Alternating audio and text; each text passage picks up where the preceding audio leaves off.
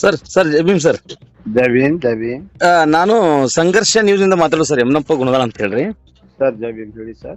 ಈಗಾಗಲೇ ಸರ್ ಇಡೀ ರಾಜ್ಯಕ್ಕೇನೆ ಗೊತ್ತಾಗಿದೆ ಸರ್. ಈಗ ಹೌದು ಸರ್. ಈಗೇನು ನಮ್ಮ ಚಿತ್ತಾಪುರದಲ್ಲಿ RSS ರೂಟ್ ಮಾರ್ಚ್ ಮಾಡಬೇಕು, ಅದು ಉದ್ದೇಶ ಪೂರ್ವಕವಾಗಿನೇ ಪ್ರಿಯಾಂಕ್ ಖರ್ಗೆ ಅವರ ಒಂದು ಇಮೇಜ್ಗೆ ಡ್ಯಾಮೇಜ್ ಮಾಡ್ಲಿಕ್ಕೆ ಅಂತ ಹೇಳಿ.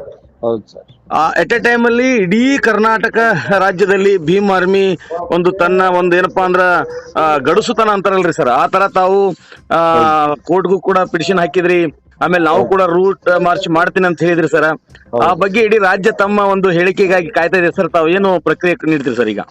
ಸರ್, ಅದಕ್ಕೆ ಈಗಾಗಲೇ ಎಲ್ಲಾ ಪತ್ರಿಕೆ ಮತ್ತು ಎಲೆಕ್ಟ್ರಾನಿಕ್ ಮೀಡಿಯಾದಲ್ಲಿ ಹೇಳಿದೀವಿ.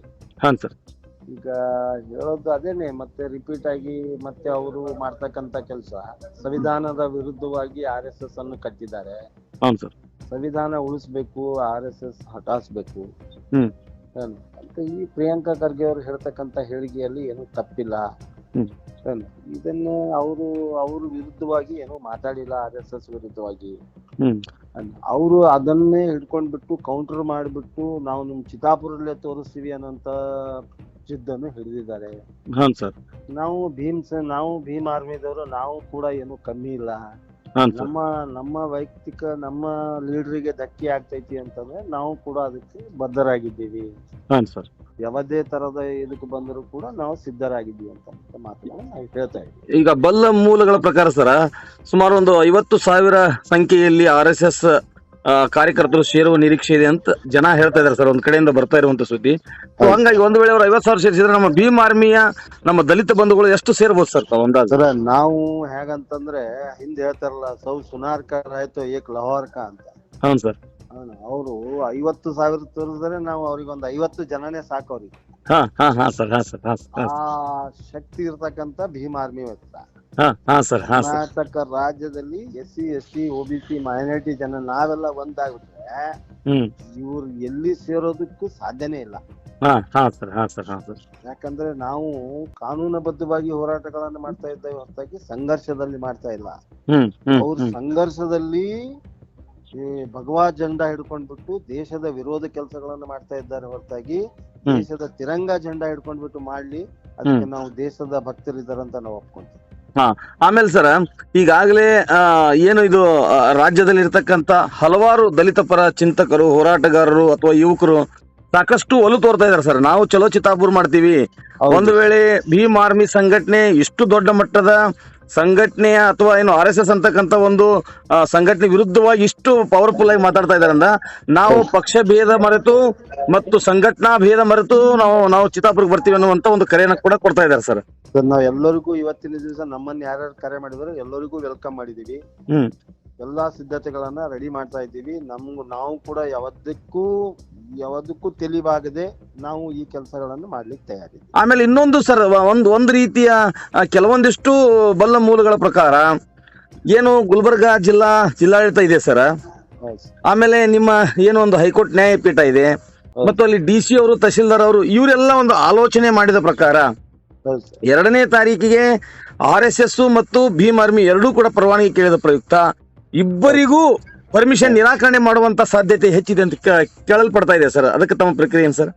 ನಾವ್ ಅದನ್ನೇ ಹೇಳ್ತಾ ಇದ್ದೀವಲ್ಲ, ಈಗ ನಾವು ನಿರಾಕರಣೆ ಮಾಡ್ತಾ ಇದ್ದಾರೆ ಅಂತಂದ್ರೆ ಮಾಡೋದಕ್ಕೇನಿಲ್ಲ. ನಾವೇನ್ ಹೇಳ್ತಾ ಇದ್ದೀವಿ, ಪರ್ಮಿಷನ್ ಕೊಟ್ರು ಕೂಡ ಯಾರಿಗೂ ನೀವು ಪಥಸಂಚಲನೆ ಮಾಡ್ಲಿಕ್ಕೆ, ಭೀಮ ಪಥಸಂಚಲನೆ ಮಾಡ್ಲಿಕ್ಕೆ ಯಾರು ಅರ್ಹತರಿದ್ದಾರೋ, ಯಾರ ಅದರದ ಸಂಘ ಪರಿವಾರದಲ್ಲಿ ಸಂಘದ ರಿಜಿಸ್ಟ್ರೇಷನ್ ಇದೆ ಸಂವಿಧಾನ ಅಡಿಯಲ್ಲಿ, ಸಂವಿಧಾನ ಅಡಿಯಲ್ಲಿ ಎಲ್ಲಾ ಸಂಘಗಳನ್ನ ಒಂದು ರಿಜಿಸ್ಟ್ರೇಷನ್ ಆಗಿರಬೇಕು, ಅದಕ್ಕಾದಂತ ಒಂದು ಮಾನ್ಯತೆ ಇರಬೇಕು, ಅದಕ್ಕಾದಂತ ಅಧ್ಯಕ್ಷ ಇರಬೇಕು, ಕಾರ್ಯದರ್ಶಿ ಇರಬೇಕು, ಎಲ್ಲಾ ಒಂದು ಸಂಘದ ನಿಯಮಗಳಿದಾವೆ. ಆ ಸಂಘದ ನಿಯಮ ಇದ್ದವರಿಗೆ ಪರ್ಮಿಷನ್ ಯಾರಿಗ್ ಬೇಕಾದ್ರೂ ಕೊಡ್ಲಿ, ಆ ನಿಯಮ ಯಾರಿಗಿಲ್ಲೋ ಅವ್ರಿಗೆ ಪರ್ಮಿಷನ್ ಕೊಡಬೇಡ ಅಂತ ಹೇಳಿದೀವಿ.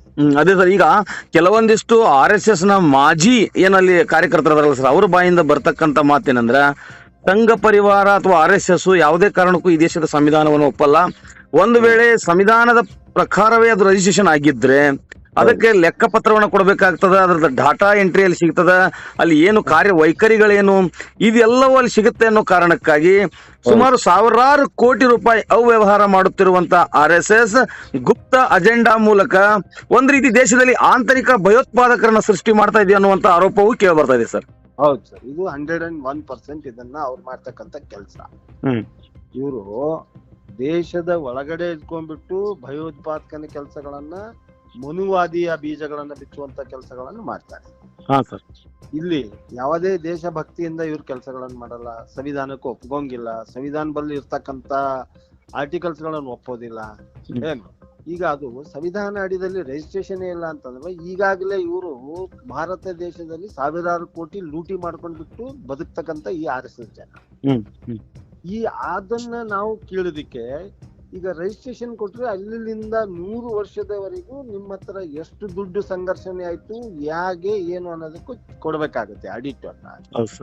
ಅದನ್ನು ಯಾವತ್ತೇ ಕೊಡೋದಕ್ಕೆ ಅವ್ರಾಗೆ ಓನ್ ಆಗಿ ಹೇಳಿದ್ದಾರೆ ನಮ್ದು ರಿಜಿಸ್ಟ್ರೇಷನ್ ಇಲ್ಲ ಅಂತ. ಹೌದು ಹೌದು ಸರ್. ರಿಜಿಸ್ಟ್ರೇಷನ್ ಇಲ್ಲ ಅಂತಂದ್ಮೇಲೆ ಕಾನೂನುಬದ್ಧವಾಗಿ ಹೈಕೋರ್ಟ್ ಪೀಠ ಆಗಲಿ, ಸುಪ್ರೀಂ ಕೋರ್ಟ್ ಪೀಠ ಆಗಲಿ, DC ಅವರಾಗಲಿ, ತಹಸೀಲ್ದಾರ್ ಯಾರು ಪರ್ಮಿಷನ್ ಕೊಡಕ್ಕೆ ಅರ್ಹತರ ಆಗೋದಿಲ್ಲ. ಅಷ್ಟು ಕೂಡ ದೇಶದ ಶಾಂತಿಗಾಗಿ ಕಾಪಾಡ್ತಕ್ಕಂತ ಕೆಲಸಗಳು ಮಾಡಬೇಕು. ಇವ್ರು ಒಂದೇ ಜಾತಿಯ ಭಗವಾ ಜೆಂಡಾ ಹಿಡ್ಕೊಂಡ್ಬಿಟ್ಟು ಮಾಡೋದು ತಪ್ಪು. ಹೌದು ಸರ್.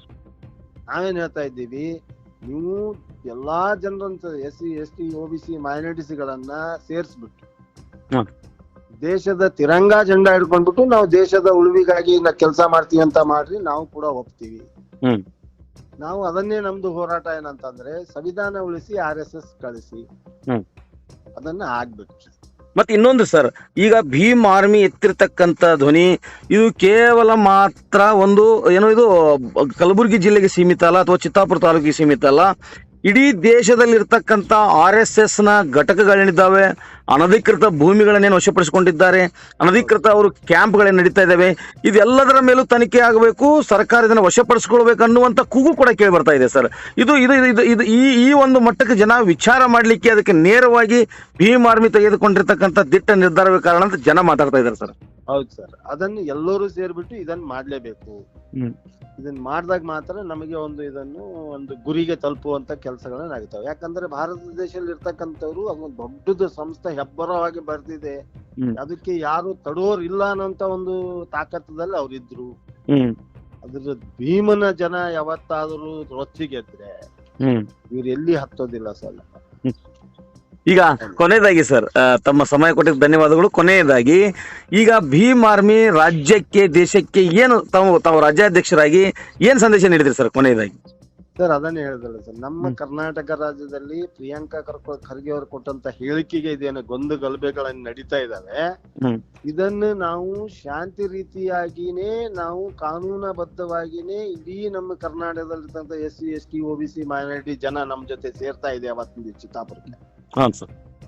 ಇವ್ರು ಏನಾದ್ರು ಅಂತ ರೋಷದಿಂದನೇ ಕಾರ್ಯಕ್ರಮ ಮಾಡ್ತಿದ್ರು ಅಂತಂದ್ರೆ ನಾವು ಕೂಡ ಅದಕ್ಕೆ ಏನು ಪ್ರತಿಫಲ ಕೊಡಬೇಕು ಅವ್ರಿಗೆ ನಾವು ಕೊಟ್ಟೆ ಕೊಡ್ತೀವಿ ಅನ್ನೋಂತ ಮಾತನ್ನ ಹೇಳಕ್ ಇಷ್ಟಪಡ್ತೀನಿ. Okay sir, thank you sir. ಧನ್ಯವಾದ. ಜೈ ಗುರು.